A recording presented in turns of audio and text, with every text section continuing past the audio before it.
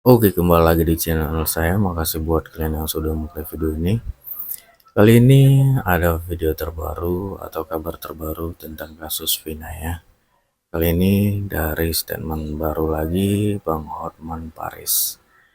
Kali ini ada tanggapannya tentang Peggy Setiawan yang dipenjara tidak diketahui dalangnya. Ya, kita tahu ya, akhir-akhir ini statement dari Bang Hotman Paris, tidak ada jalan keluarnya, tidak ada jalan eh, titik terangnya lah gitu ya kan. Dan netizen kali ini udah mulai kurang percaya, kurang serak ya kan. Apalagi dengan tim Bang Hotman Paris, pengacara Putri ya. Kita lihat ya video lengkapnya bagaimana. Perkembangan terakhir, Pak Rudiana, ayah dari Eki, telah diperiksa oleh Propam. Propam menyatakan tidak ada pelanggaran etik. Dua, penyidik Polda Jabar mengatakan kasus Peggy akan segera dilimpahkan ke kejaksaan dan nanti akan divonis oleh pengadilan. Artinya kasus ini akan berakhir begitu saja nanti dengan vonis terhadap Peggy. Apakah Peggy dinyatakan bersalah atau tidak, tetap tidak akan membongkar misteri siapa sebenarnya dalang pembunuhan terhadap Vina ini. Tidak akan membongkar siapa dalangnya. Inilah yang namanya mulut-mulut anjing, mulut bosok itu. Asli yang bikin negara bubrah, membolak-balikan fakta yang muka-muka anjing begini nih. Sabar Pak Kumis. Pengacara itilasu gitu. Wong perkara sudah jelas-jelas, di fotonya ada, di cek ke lokasinya ada, dan sudah jelas-jelas yang namanya Peggy anaknya bupati itu sekarang diungsikan di Cianjur, udah diwawancara gini, udah jelas. Malah orang bangunan ditangkap karena orang bangunan nggak ada duitnya. Congor-congor asu ini karena nggak gelak duitnya bupati aja. Orang kayak begini kok ya dikasih panjang umur itu loh. Ingat, kamu akan jadi intipnya neraka. Sampai kapanpun kamu di akhirat nanti. Anjing itu. Jeruk makan jeruk, asem, sepet, jeruk makan meles, jeruk, sakit perut, mencret-mencret, kecipirit. Itulah kondisinya, bukan? Iya dong. Ya iyalah. Jangan kaget begitulah. Kan sudah aku sampaikan jauh-jauh waktu. Di VT-VT sebelumnya aku sudah menyampaikan hasil akhirnya seperti apa. Bahkan sebelum diperiksa oleh Propam pun, aku sudah menyampaikan hasil akhirnya akan seperti apa, bukan? Maka bila hasil akhirnya tidak melanggar kode etik dan lain sebagainya, ya anggap saja jawaban yang tertunda. Selama tidak dibentuk tim pencari fakta atau tim independen, selama itu pula lah fakta-fakta yang sesungguhnya tidak akan terkuak. Yang ada hanya saling menutupi kesalahan satu sama lain, cari selamat satu sama lain. Clear. Karena rasa tidak perlu menjadi pintar, bodoh pun bisa menilai apa yang sudah dilanggar. Ya, tidak perlu menjadi pintar, manusia bodoh pun akan mampu menilainya. Ada begitu banyak kejanggalan, ada begitu banyak pelanggaran yang dilakukan oleh patut diduga Ibtu Rudiana.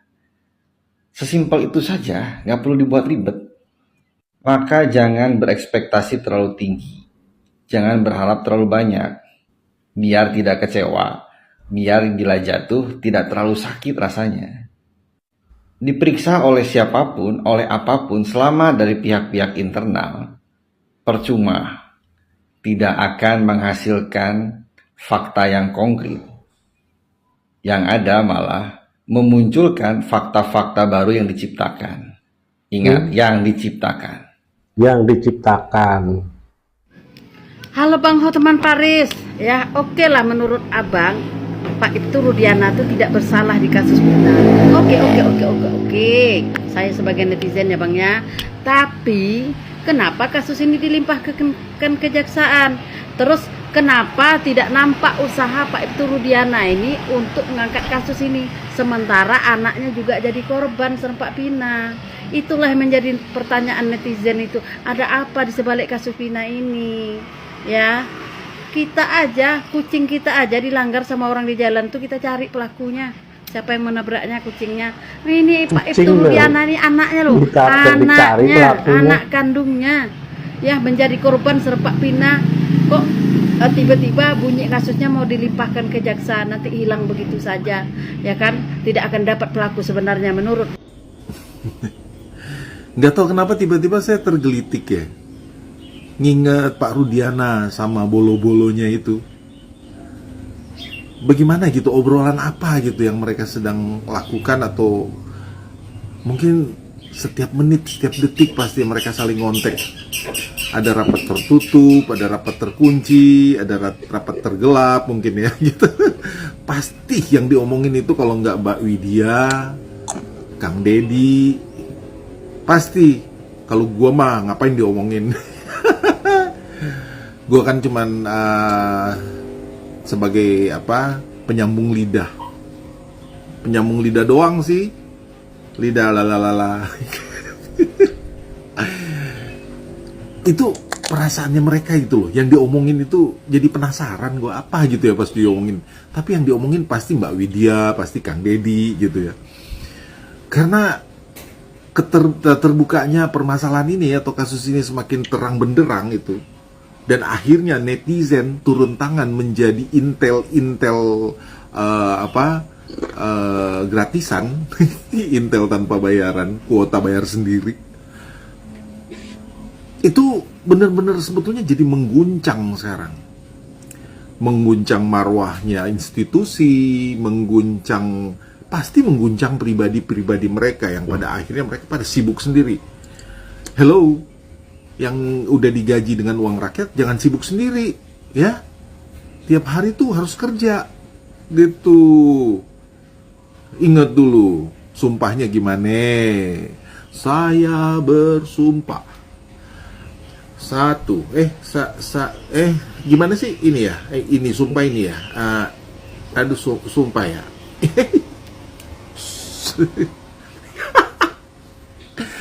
Jadi itu yang saya pikirin sekarang sih.